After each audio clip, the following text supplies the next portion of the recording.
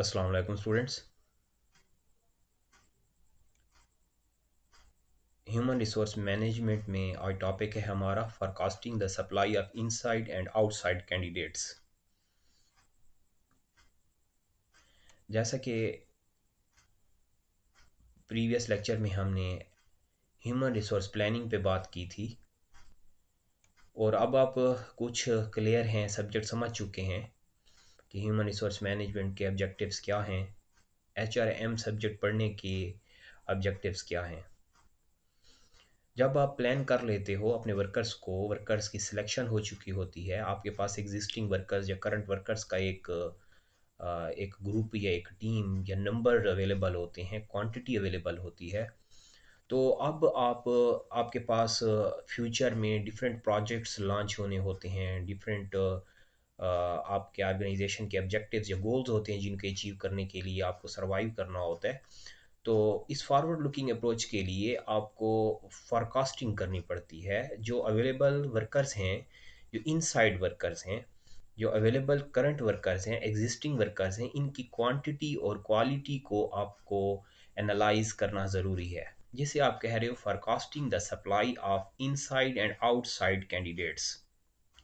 यानी हमारे पास जो ऑर्गेनाइजेशन में वर्कर अवेलेबल हैं, उनमें से उनको ऐसी ग्रुपिंग कर लें उनकी कि आपके जो फ्यूचर प्रोजेक्ट्स हैं उनके लिए वो सूटेबल हैं या सूटेबल नहीं हैं। अगर अगर सूटेबल हैं तो कौन कौन से कैंडिडेट्स हैं सूटेबल, और उन कैंडिडेट्स में कौन से ऐसे हैं जिनको ट्रेनिंग एंड डेवलपमेंट की तरफ आपने ले जाना है, जिनके लिए जिनकी ट्रेनिंग ज़रूरी है।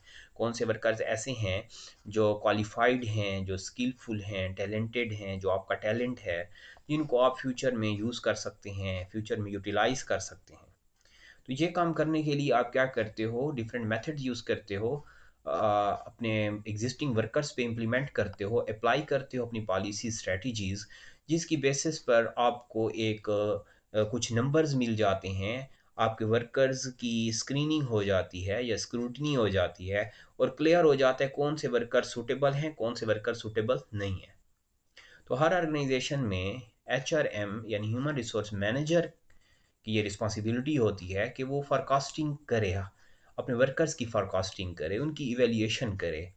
कि जब अगर आप फोरकास्टिंग नहीं करेंगे तो जब आपको फ्यूचर में वर्कर्स की आपके पास रिक्वायरमेंट्स होंगी या डिमांड आएगी, आपको वर्कर चाहिए होंगे, लेबर चाहिए होगी, वर्कफोर्स चाहिए होगी, तो आपके पास कोई भी डाटा नहीं होगा, कोई भी इंफॉर्मेशन नहीं होगी, कोई भी फाइलिंग आपने नहीं की होगी जिसकी बेसिस पर आप उनको प्रमोट करें, डिमोट करें, ट्रांसफ़र करें या डिफरेंट डिपार्टमेंट्स में फॉर एग्ज़ाम्पल ट्रांसफ़र करें।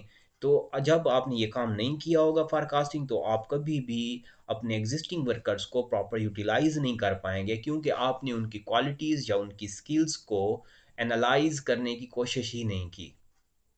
तो हम फोरकास्टिंग करने जा रहे हैं और फोरकास्टिंग के देखते हैं कि मेथड कौन से हैं।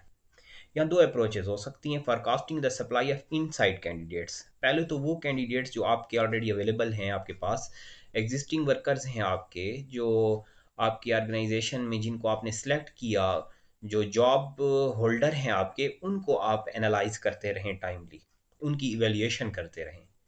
यहाँ से आपको क्लियर रहेगा कि हमारे पास कितनी वर्कफोर्स है और फ्यूचर में हमें डिमांड क्या रहेगी हमारी।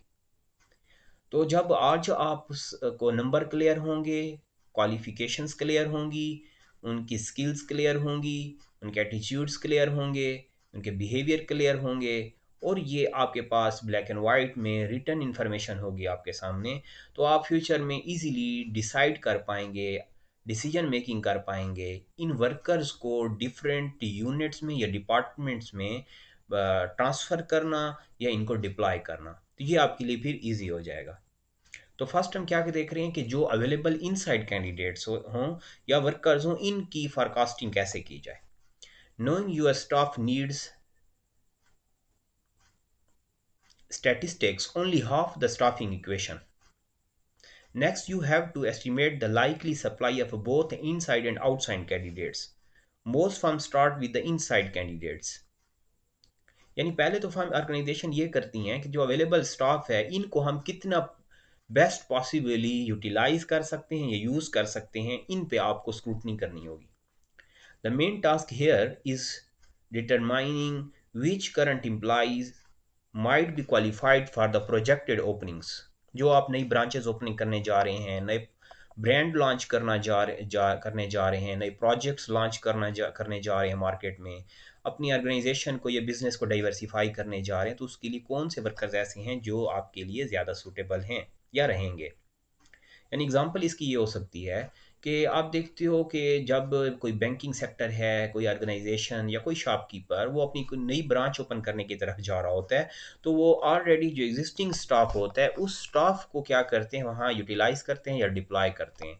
उनमें से जो एक्सपीरियंस्ड होंगे, क्वालिफाइड होंगे, स्किलफुल होंगे, उनको ज़्यादातर कोशिश की जाती है कि इन ब्रांचेस का या इन डिपार्टमेंट्स का पार्ट बनाया जाए, उनके मैनेजर बनाया जाए, सीनियर मेंबर्स या टीम मेंबर्स बनाया जाए, ताकि आपके नए जो ब्रांच है वो सक्सेसफुल रहे, नए प्रोजेक्ट आपके सक्सेसफुल रहे, नए बिजनेस आपके सक्सेसफुल रहें।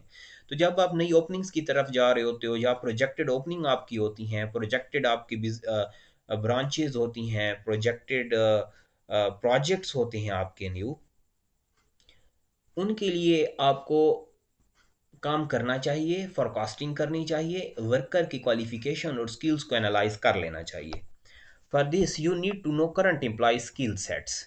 इसके लिए तो यही है कि आपके जो अवेलेबल वर्कर्स हैं उनकी स्किल सेट्स को, उसकी हम पढ़ चुके हैं कि स्किल्स एनालाइज कैसे करनी है, बिहेवियर को कैसे जज करना है, आपने साइकोलॉजिकली नॉन साइकोलॉजिकल एस्पेक्ट्स को कैसे जज करना है, ये हम ऑलरेडी देख चुके हैं। तो आप वर्कर स्किल्स पे की स्क्रूटनी करें, एनालाइज करें, देयर करंट क्वालिफिकेशंस, उनमें देख लें कौन से वर्कर ऐसे हैं जिनकी हायर क्वालिफिकेशंस में हैं और स्किलफुल हैं।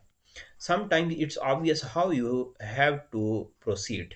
इससे पता चल जाएगा, आपको क्लियर हो जाएगा कि हम फ्यूचर में जब नई ओपनिंग्स की तरफ जाएंगे, जो हमारे प्रोजेक्ट्स हैं नए, हम अपने प्रोडक्ट जो लॉन्च करने जा रहे हैं नए, उनमें हमें ये कितने हेल्प आउट कर सकेंगे या कितने फिजिबल होंगे हमारे करंट वर्कर्स।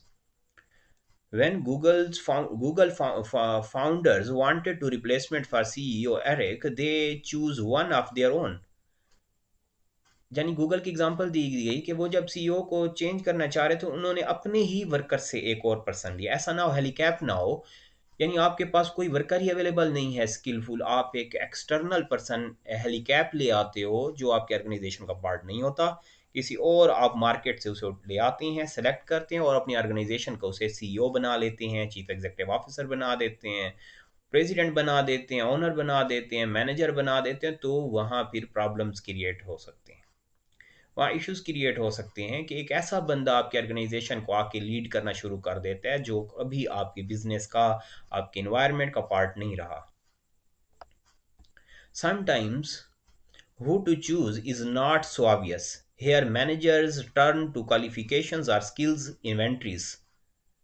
अब किसको सिलेक्ट करना है, कौन सा ज़्यादा फिजिबल है, कौन सा वर्कर, आपके पास हज़ारों वर्कर्स हैं, उनमें से ज़्यादा सूटेबल कौन है, ये कौन से टॉप पे हैं, इनके लिए आपको एक इन्वेंट्री सेट बनाना होता है। इन्वेंट्री सेट क्या है कि आपको एक डायरेक्टरी बनानी होती है, इनकी आप प्रॉपर क्वालिफिकेशन की वैल्यूएशन करते रहें, कंट्रोलिंग करते रहें, चेक करते रहेंगे और क्लियर होता रहेगा टाइमली कि कौन सा वर्कर ऐसा है जो ज़्यादा स्कोर कर रहा है, जो ज़्यादा स्कोरिंग होगा उसको टॉप पे होगा।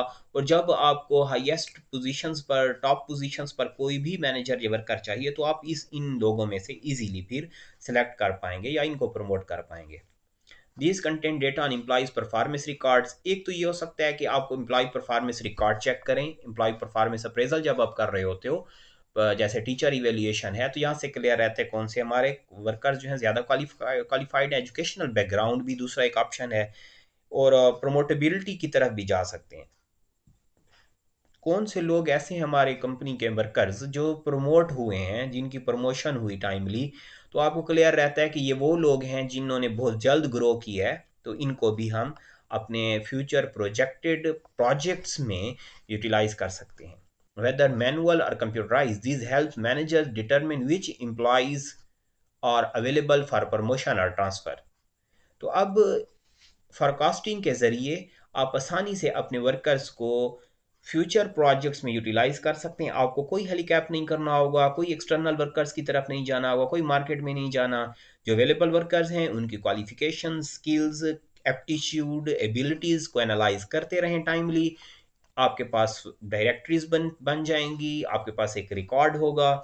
जब आपको कोई भी नए बिजनेस, कोई भी नई नई ब्रांच में, नए डिपार्टमेंट में आपको वर्कर्स चाहिए, तो आप इन्हीं अपने ही वर्कर्स को, जो आपकी स्किलफुल टैलेंट है, इनको इजीली यूटिलाइज कर पाएंगे। तो ये ऑब्जेक्टिव है forecasting the supply of inside candidates का ओवरऑल थीम है।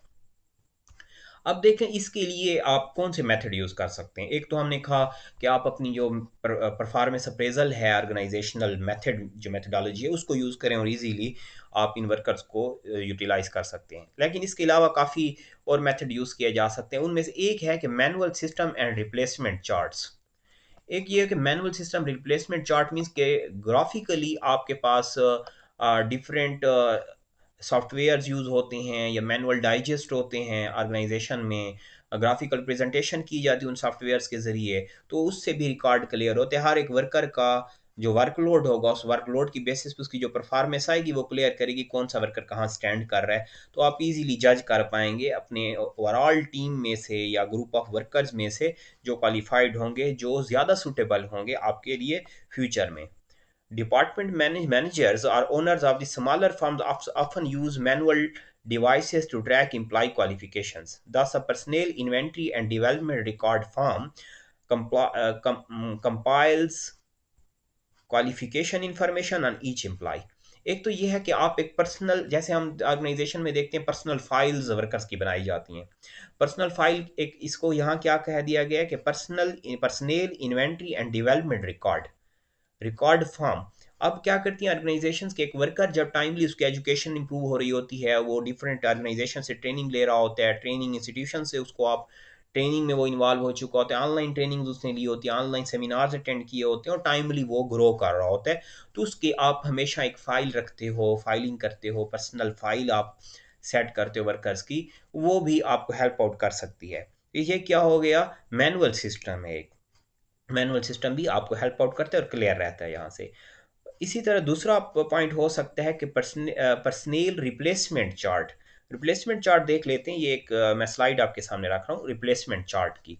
रिप्लेसमेंट चार्ट क्या है कि हर एक वर्कर की आपके सामने रिकॉर्ड अवेलेबल होता है। जैसे अगर मैं आपको कहूँ कि आप अपने रूम में अगर डिफरेंट वर्कर्स के लिए, अपने वर्कर्स के लिए डिफरेंट चार्ट लगा लें और हर एक चार्ट पे आप क्लिक करते रहें उनकी परफॉर्मेंसेस को, राइट अप करते रहें उनके परफॉर्मेंसेस को, उसमें आप फिर एनालाइज करना इजी होता है। हर ऑर्गेनाइजेशन इस तरह रिप्लेसमेंट चार्ट बनाती है। रिप्लेसमेंट चार्ट क्या होता है कि आप 3 या 4 या शॉर्ट लिस्टेड वर्कर्स कुछ ले लेते हो, यानी आपके पास अगर 5 थे, 5 में से 3 शॉर्ट लिस्टेड आपने कर लिए। अब शॉर्ट लिस्टेड 3 को आप कंपेयर करेंगे। कंपेयर क्या होगा कि तीनों वर्कर्स के आप क्या कर लें, एक एक चार्ट बना लें, उनमें देख लें कौन से वर्कर ऐसे हैं जो ज़्यादा, इनमें से कौन सा ऐसा है जो क्वालिफाइड है, उसको आप अपने नई ब्रांच के लिए या डिपार्टमेंट के लिए वो आपके लिए सूटेबल रहेगा। देखें एक रिप्लेसमेंट चार्ट है। डिवीजन क्या है, vice president production, vice president sale and vice president finance. 3 already आपके पास वर्कर हैं, मैनेजर हैं, वाइस प्रेसिडेंट डिपार्टमेंट्स में काम कर रहे हैं। अब आपने देखना होगा इनमें से ज़्यादा सूटेबल कौन सा है जिसको हम वाइस प्रेसिडेंट या इनका टॉप मैनेजर या किसी और डिपार्टमेंट में एज अ मैनेजर ले जा सकते हैं। एक है vice president production, Jones D इसका नाम है। Required development and non recommended. इसको डेवलपमेंट चाहिए और इसको आप रिकमेंड नहीं कर रहे क्योंकि इसने ट्रेनिंग नहीं की, इसने ट्रेनिंग सेशंस अटेंड नहीं किए, इसने टाइम टू टाइमली अपनी क्वालिफिकेशंस को इम्प्रूव नहीं किया, तो इसका मतलब है कि ये वर्कर आपके लिए सूटेबल नहीं है। और इसके साइंस देख लें, दोनों साइन हमें वाइट नज़र आ रहे हैं। अब आ जाए vice president cell.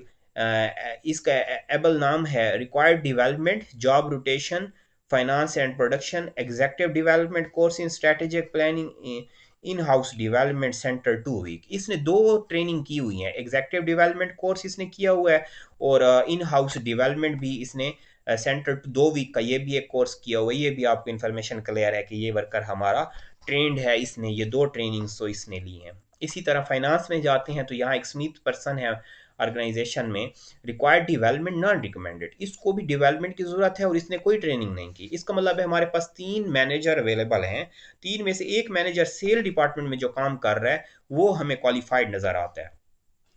Present performance की अगर देख लें, आउटस्टैंडिंग के लिए एक साइन है वाइट एरो, वाइट हमें मार्क नज़र आ रहा है, सेटिस्फैक्ट्री के लिए मार्क है, नीड्स इंप्रूवमेंट के लिए मार्क, रेडी नाउ इसके लिए भी ये मार्क है हमारे पास, नीड्स फर्दर ट्रेनिंग और क्वेश्चनेबल।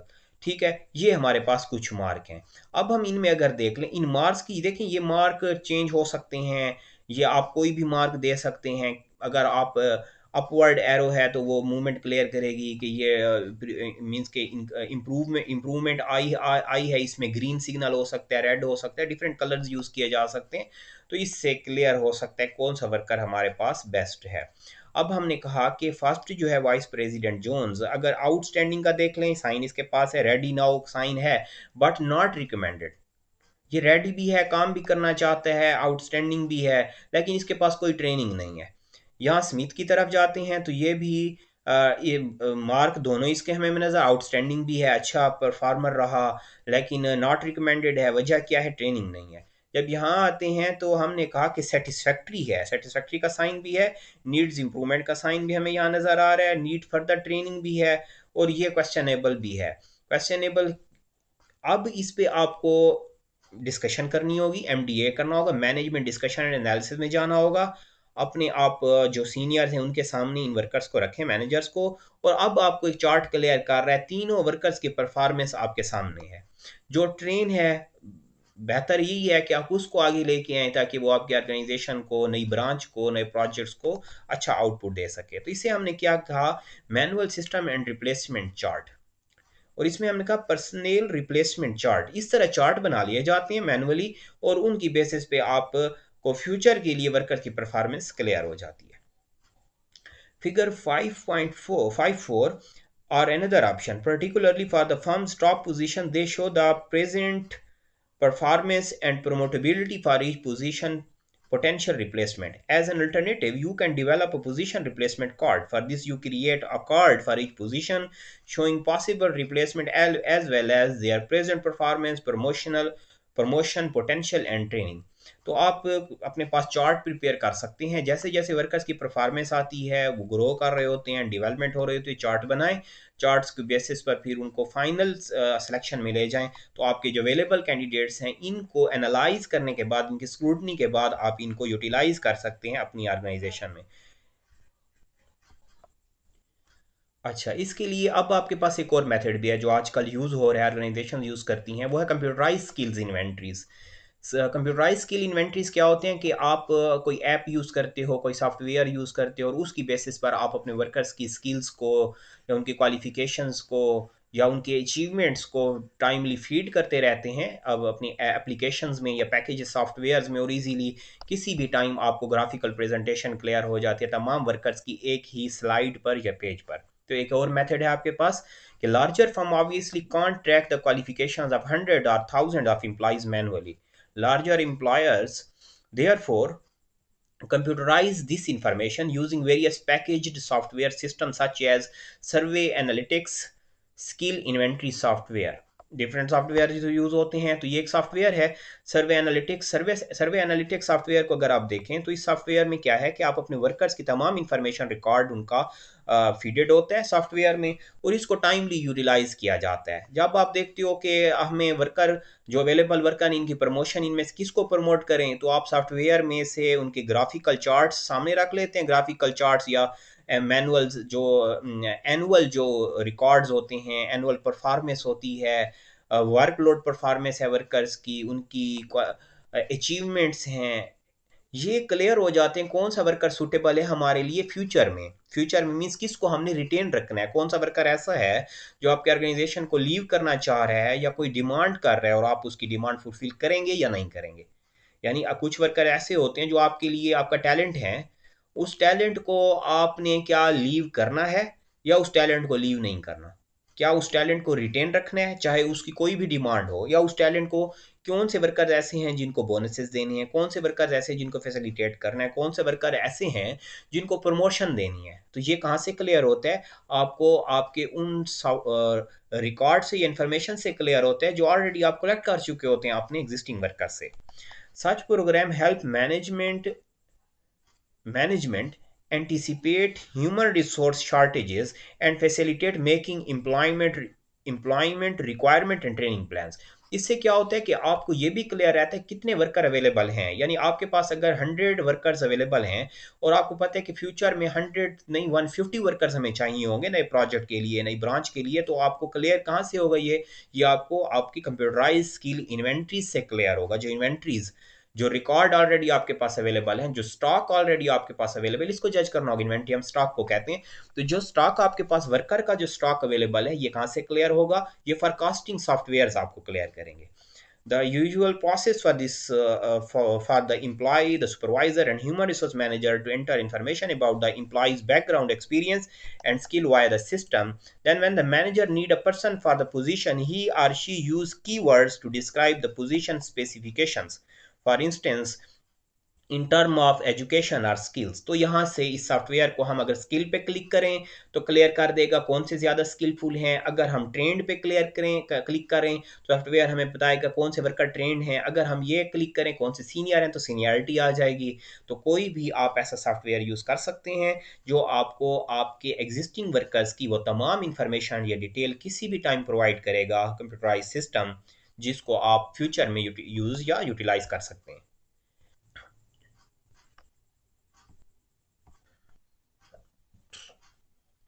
अच्छा, ये तो हमारे पास फर्स्ट मेथड था, forecasting the supply of inside candidates.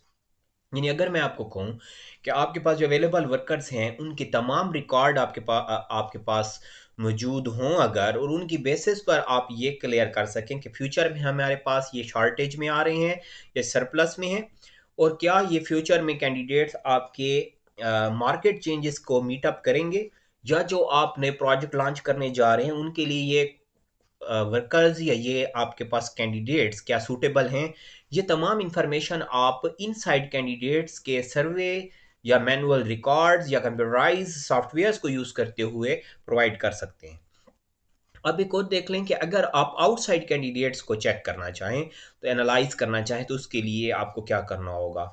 if there wouldn't be enough inside candidates to fill the anticipated openings, or you want to go outside for another reason, you will turn to outside candidates. अगर आपके पास जो inventory है या available stock है workers का वो कम है, means के फ्यूचर के लिए सूटेबल नहीं है, तो फिर आप क्या करेंगे कि आप एक्सटर्नल और मार्केट से कैंडिडेट्स को रिक्रूट करेंगे, सेलेक्ट करेंगे, या और वर्कर्स को इनवाइट करेंगे।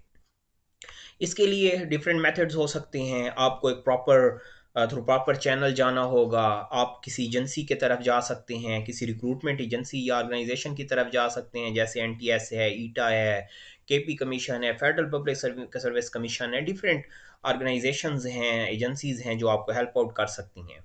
Forecasting labor supply depends first on the manager's own sense of what's happening in his or her industry and locate. He or she will then supplement these observations with more formal labor market analysis, for instance, from the US Bureau of Labor Statistics and from ONET. For example, unemployment rate around 9% in United States in 2011. तो ये इन्होंने एक rate हमारे सामने है, मैंने book से slide ली हैं, कि क्योंकि आपको क्लियर होना चाहिए कि हमारी मार्केट में अनएम्प्लॉयमेंट रेट क्या है। उसको देखते हुए हमें क्या क्वालिफिकेशन का वर्कर चाहिए होगा, फिर उसकी ट्रेनिंग कास्ट हमारी क्या पड़ जाएगी, फिर जब वर्कर हम सेलेक्ट करेंगे कितना टाइम लगेगा हमें।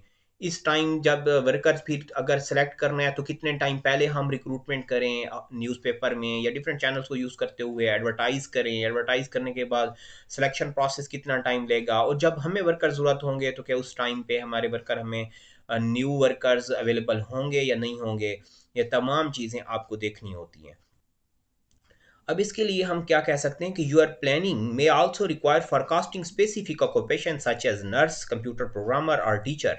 Recently, for instance, there has been an under supply of nurses or net chapter 4 में ये बात डिस्कस की गई है। तो मैं यहाँ ये कहना चाह रहा हूँ कि जब आप आउटसाइड कैंडिडेट्स, एक मेथड तो हो गए इनसाइड कैंडिडेट्स, जो अवेलेबल कैंडिडेट्स हैं इनको हम जज कर लें, एनालाइज कर लें, अपने पास जो रिकॉर्ड्स अवेलेबल हैं उसकी बेसिस पे हम फ्यूचर को एनालाइज कर सकते हैं और अपने फ्यूचर प्रोजेक्ट्स में इन वर्कर्स को आसानी से यूटिलाइज कर सकते हैं। लेकिन दूसरा मेथड कि आप मार्केट की तरफ जाएं और आउटसाइड कैंडिडेट्स को एनालाइज करें, जज करें, आउटसाइड कैंडिडेट्स को सिलेक्ट करें, उनकी स्क्रीनिंग करें, उनकी रिक्रूटमेंट करें, और आसानी से वो वर्कर्स आपके पास अवेलेबल होंगे। लेकिन ये काम आपको, इसकी क्या कास्ट होगी?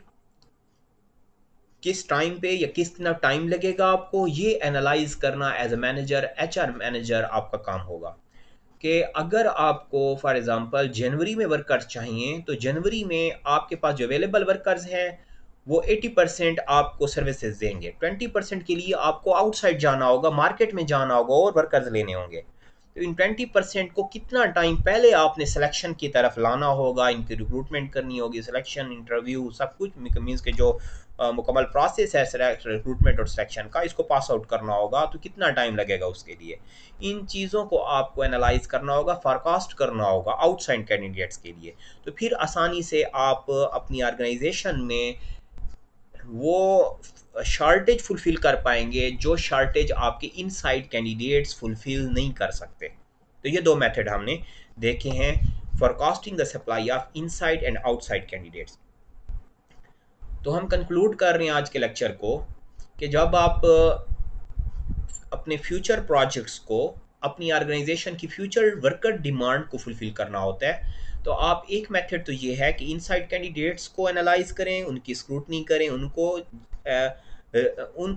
उन पोजीशंस पे आप रिक्रूट करें जो पोजीशंस फ्यूचर में अवेलेबल होंगी, वेकेंट होंगी। और दूसरा मेथड ये है कि आप आउटसाइड कैंडिडेट्स की तरफ जाएं, जब आपकी inside force, workforce skilful ना हो, पावरफुल ना हो, आपको वो आउटपुट ना दे सके जो आपको चाहिए, तो उसके लिए ट्रेन ना हो अगर, तो उसके लिए आप क्या करते हो, फिर मार्केट में आपको जाना पड़ता है, आपको नए कैंडिडेट सेलेक्ट करने पड़ते हैं।